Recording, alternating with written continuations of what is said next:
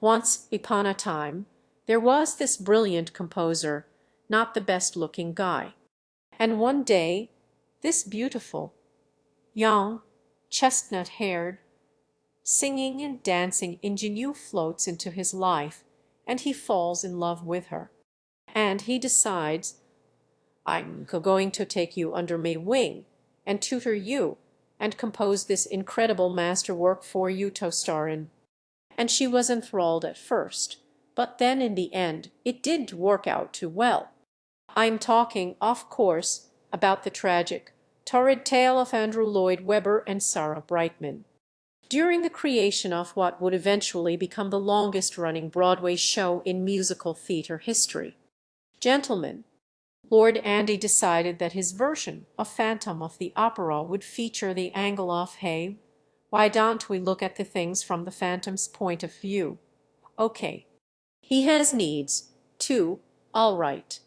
Maybe he's not the best-looking guy, but he's a really talented composer, and he just wants to compose things for his precious lady love, who is way too young for him, but is maybe kind of talented, maybe not that talented, but he thinks she's really talented, okay? But that wasn't so innovative. In yes, Brian De Palma did that too. What was Andrew Lloyd Webber's really big innovation? That huge million-dollar idea that finally elevates Phantom of the Opera to blockbuster status is that the Phantom is no longer a gullimy wretch, but a misunderstood stud. And that Kristan's kind of into it. You could call this stage musical, a culmination of all of the previous versions, because it takes inspiration not just from the book, but almost everything else that came before it. Phantom continues to be a cultural phenomenon to this day because of the stage musical, which is still running. Has your mom been to New York and seen exactly one Broadway show? She's seen Phantom. Or The Alien King.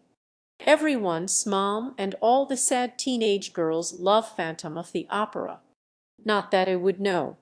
But in a post-Broadway musical world, Phantom of the Opera was something like, say, Avatar. Remember that James Cameron movie? It wasn't a trend that came and went away. It's been here pretty steadily for the last 30 years. And this is honestly kind of difficult to keep this to a character profile, even more now than the last episode, because the character is so tied in with the franchise. But I will try to restrain my tangenting ways. Here we go. Phantom of the Opera, after Lloyd Whitman. I'll start with what you probably already know. Phantom of the Opera. Andrew Lloyd Webber's The Phantom of the Opera is the most financially successful musical in history, with a worldwide gross nearly twice that of all four of the Transformers movies, and it is also the longest-running musical in Broadway history. It won the Tony for Best Musical in 1988, which beat Into the Woods, and a lot of musical theater fans are still salty about that. Poo-poo on the sucker, but let's be real goes. There is a reason it's still running. It's kind of the perfect musical in the same way that, like Independence Day, is a perfect movie.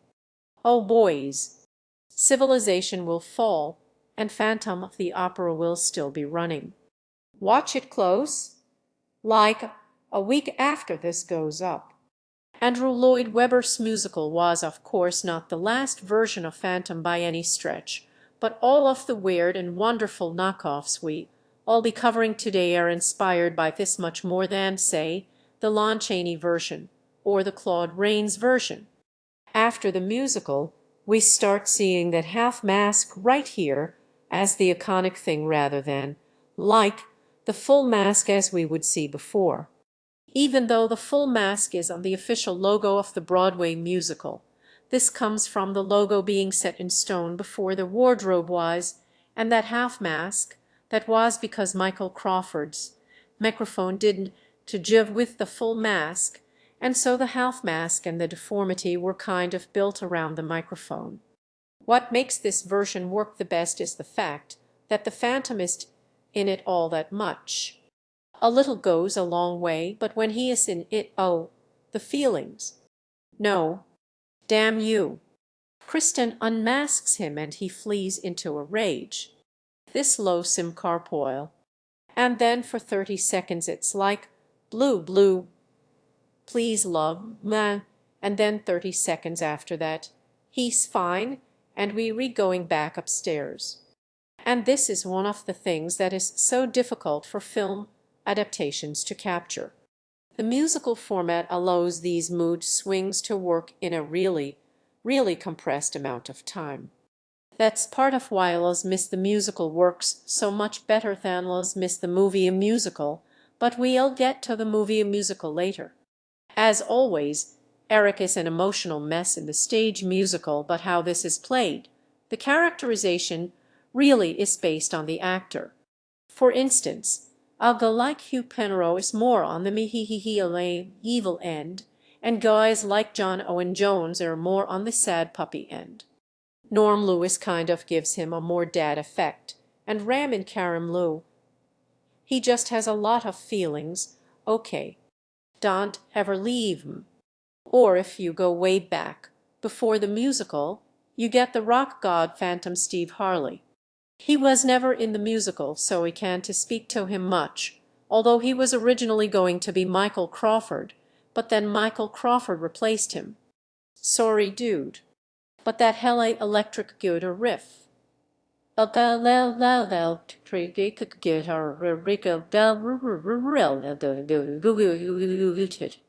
Now the musical is the new benchmark, the new theme to be ripped off, and suddenly we have a lot more Phantom adaptations in the wake of a hit Broadway musical. Hey, it's the mid-80s, and of course are becoming an increasingly popular form of babysitting. How about Phantom of the Opera for kids? This is nowhere near as hilarious as it sounds, except insofar as it had a budget of like 2, and the animation is terrible. While the novel is really violent and has 0 sex, it isn't really, interesting to kids either. So this, rather than being a kiddified version of the book, is basically just the book. But boy, did they not have the budget to give him a scary face or more than 5 facial expressions. So since this one's also one of the closest to the books of all the adaptations, it gets that I've learned the error of me ways thing in there. As to so the thales, they these so the thel all theo theo theo theo theo theo theo theo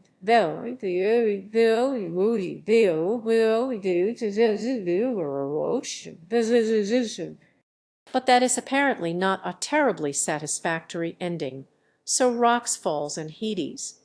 Next, I'm sorry about the way you look.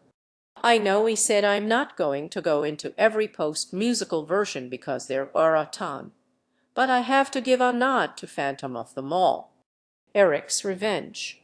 This is it's actually a horror movie.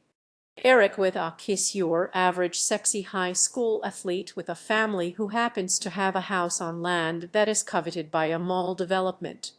So when Eric's family want to sell, the mall people will sell the house.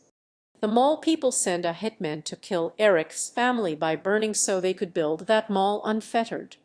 Morgan Fairchild plays the bad guy. Pauly Shore is the Persian analog. And Eric doesn't compose, he works out.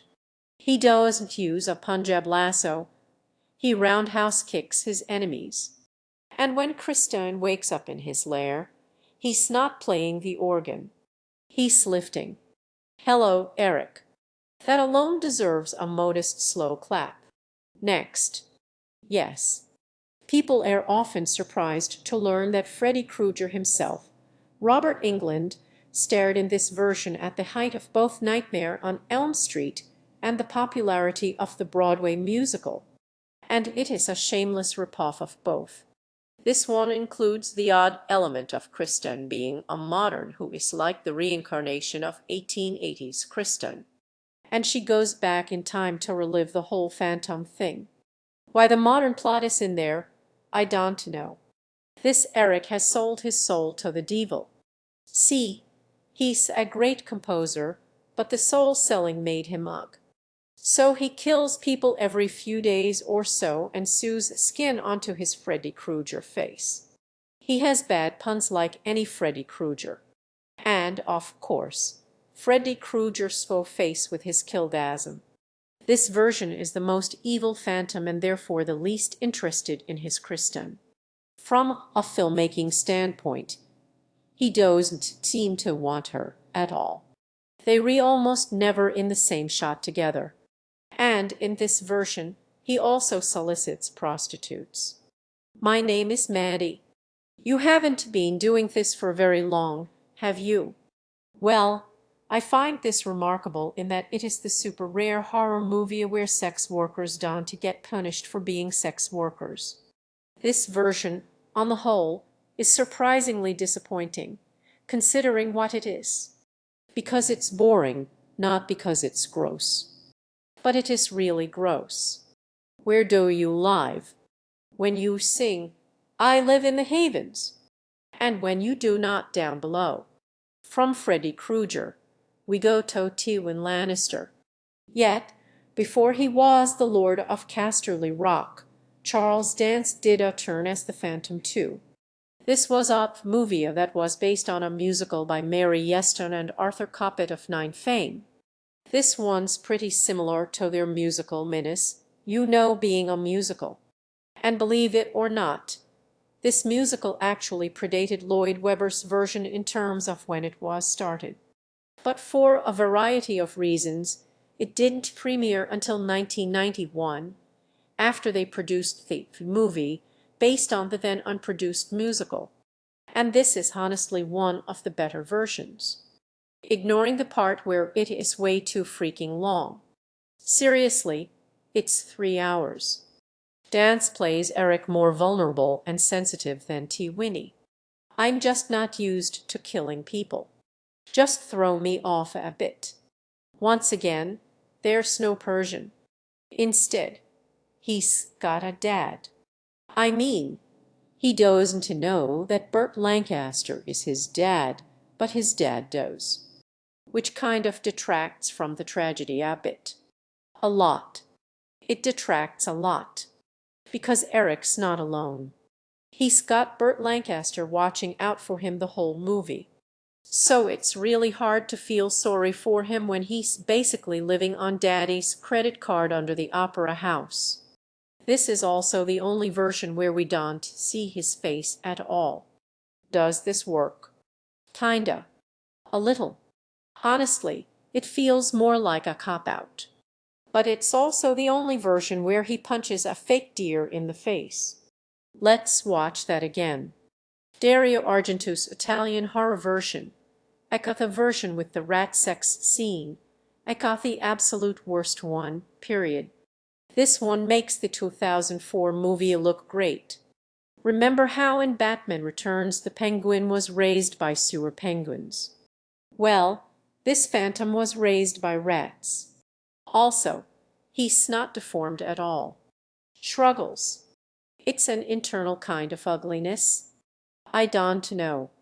I assume he looks normal because the director didn't want to have a hot, steamy sex scene staring his actual Earl daughter with an Ugo. He's also the only version that just straight up rapes his Christine, so he keeps racking up the worst one points. Worst one. In fairness, being raised by sewer rats makes a tiny bit more sense than sewer penguins. Boy, does this phantom love him some rats. And he will murder you if you come after his rats. And in the end, Kristen's really hot for him. But Kristen. Oh no, not me raised by rats rapist. Okay, but now we really going to get into it. You have come here for one purpose and one lone wolf. Joel Schumacher of Batman and Robin fame was always Lord Andy's top choice to direct because Lord Andy is the grand poobah of terrible decisions once he sold enough to start drawing retirement. And boy could I harp on the technical ineptitude of Joel Schumacher's filmmaking choices in this shitstorm of a movie, but let's stick to the topic at hand. And I know a lot of people like this version, so if you don't want to watch me rag on Gerard Butler for 5 minutes, just skip to this time code here. The movie adaptation of the Broadway musical features as great Tom Waits impersonator Gerard Butler as the most bewilderingly miscast Phantom yet. When you look at the other Phantom adaptations, at least some of the worst ones, at least they knew what they were going for. They had a vision and they stuck to it. What the hell were they thinking trying to fit a Gerard Butler-shaped pig into a person who can sing shaped hole? This is the point of no return. Curse you, you little lying Delilah. Here is where Gerard Butler belongs. Or here. No, no, no. Yes. No. No, God, no. Okay. Focus. Ignoring the fact that the man with the perfect tenor cannot sing, I wouldn't characterize Butler's Phantom as particularly sexual either, possibly owing to the fact that our lead actress was underage at the time, but his Phantom is more of a petulant child. In no other version, for instance, does he play with dolls. Like, where did this come from? Though the relative sexlessness may be part of the draw. In the same way, you know, Edward Cullen is a draw. This movie fixes a lot of the logical problems from the musical, but then creates all new ones. A big addition in the movie is a sword fight between Eric and Raoul, which Raoul promptly wins. God, how did you survive on your own this long? Dude, that shit is caught. You have been caught.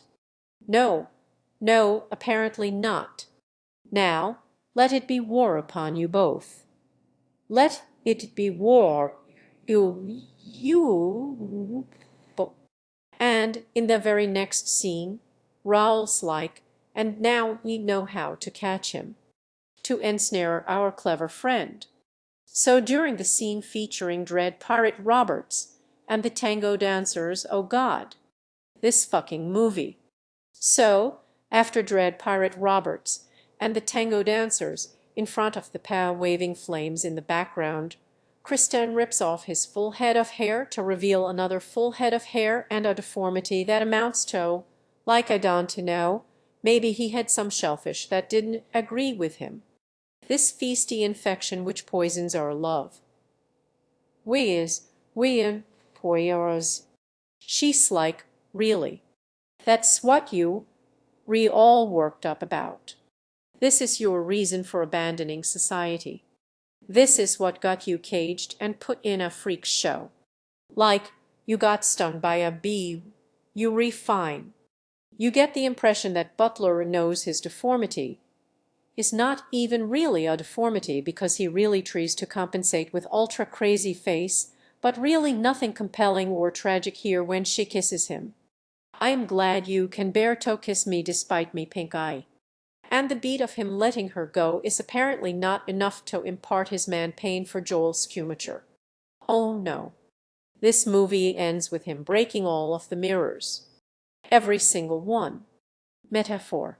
So, as watchably awful as the 2004 movie is, the rabbit hole goes deeper still as we reach the coup de grace of this whole shit show, the piece de resistance.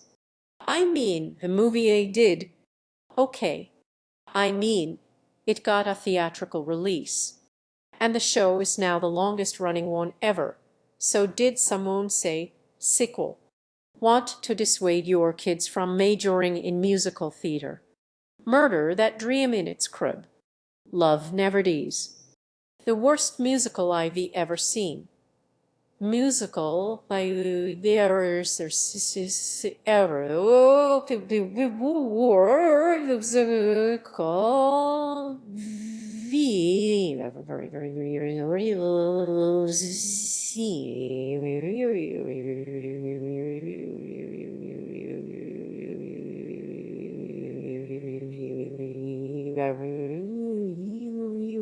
musical very very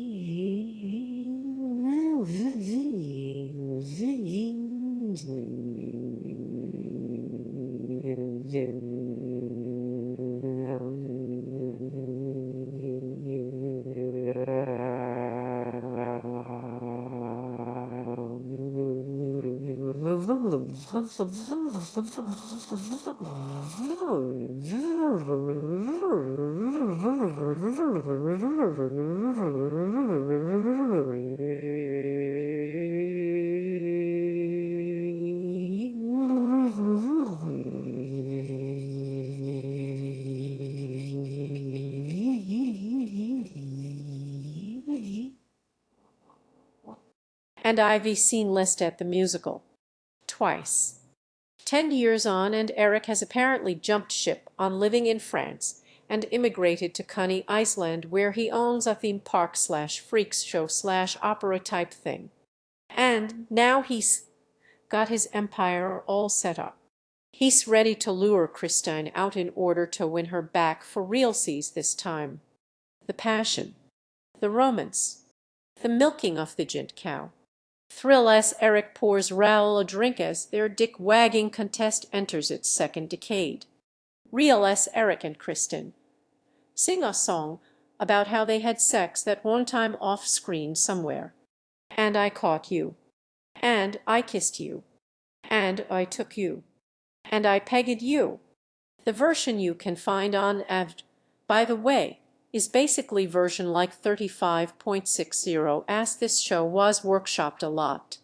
So this isn't really even the definitive version. It's just a version. Instead of the Phantom, he goes by Mr. Y. Mr. Y welcomes you. So Kristen and the fam come to Coney Island because they need money. And this might seem petty in the grand scheme of the show's shitness, but how does Kristen not immediately recognize that something is wrong when a Tim Burton carriage pulls up with Alan Cumming and Uncle Fester in tow? Climb aboard. Did somebody call for a nightmare? As soon as Eric gets her alone, they sing this 10-minute dirge about how they had sex once. As you do. Then, surprise, guess whose kid that is. 10 years old. So, Eric, let's ask the serious question. Ask us the serious question. What's different from the first musical? What's missing? He's a jerkus in both of them, sure. But in the first one, he's sympathetic because he's deprived. And while his actions aren't condemnable, they are still motivated. In Love Never Dies, the Phantom has a huge support network. B, successful business. C, lots of money. D, already banged Kristen. E, a fucking kid he didn't even have to raise. F is a massive asshole anyway. All your progeny may disappear. Our hero threatens to murder Kristen's child. So romantic. Leaves Eric crying. What a man. A US 50 Shades of Grey fans would like it. It's like it took everything about the first show that made it work despite itself and chucked it out the window. He basically ruins all of the other characters, lives Heathcliff style. But he's our hero now. To be fair, I'm at a loss as to where the story could have gone. The story of Eric and Kristine is done when he lets Kristine go. It is emotionally complete in a way that not many stories are. Continuing the story of Eric and Kristine is just redundant. It's over. The mere existence of Love Never Dies makes the story beat of the Phantom putting someone else, needs before his own. Just destroys it. Just gone. Bye. Phantom's character arc, in the good versions anyway, is about maturation. He is a genius in some regards, sure. But in the realm of interhuman contact of love, he is a child. He never made it past toddlerhood. Now let there be war. Upon you both. Now. Oh, sure, just because I'm shooting fireballs at you, you abandon me. Well, fine. I'll kill everybody. Because he's never been shown love or compassion himself. Other people are basically toys to him.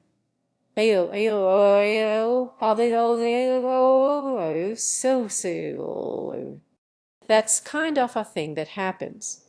The act of him letting Christine go is the first time in his life that he really recognizes someone else's humanity. That act of self-sacrifice, of putting someone else's needs before his own, is one of the most painful lessons that he or anyone can learn. That is adulthood. The world show no compassion to him. Toxic people are toxic for a reason. Their lives probably sucked, making them into toxic, abusive opera hosts. That does not mean that they are not worthy of love or that they cannot learn to be better people. But just because your life sucked doesn't mean you can march up to people and declare that they owe you something. So while many claim that it's this tragic story about repressed sexuality or something, I don't see it that way. I see it as a coming-of-age story for a 50-year-old man, which is why I see Eric voluntarily letting Christine go as such an important character beat. That is the moment he finally grows up. The moment he realizes that, yeah, his life has sucked, but that doesn't give him the license to make people his playthings. So, love never dies, and it's a stupid existing, but I highly recommend it for your bad movie nights. It is pretty Larry awful. Bad Larry House. So, to conclude, is there a really great version of the Phantom of the Opera? No, but there are compelling versions. Obviously, this is all very subjective, but because people ask for me money. The 25th anniversary Live at the Royal Albert Hall version is pretty much the closest to a definitive version you are going to find. Ramin Karimloo and Sierra Bogus are my favorite Phantom and Christine, respectively, and here they are at the same time. And it is far from the deepest musical you're ever going to find, but I am just saying it's still running for a reason. So that wraps up my Phantom opus. Maybe. Like I said, that could go on. But we're going to move on from that topic. The voted theme for the next round is historical people that actually existed and got fictionalized. Yeah, so here are your options. Vote well, vote strong. You can do so here. You can find out who I pick on my Twitter. And you can also support me on Patreon, where you can help me vote on things like what our next theme for Loose Canon is going to be. Thank you very much for watching, and I will see you next time. Don't kidnap people.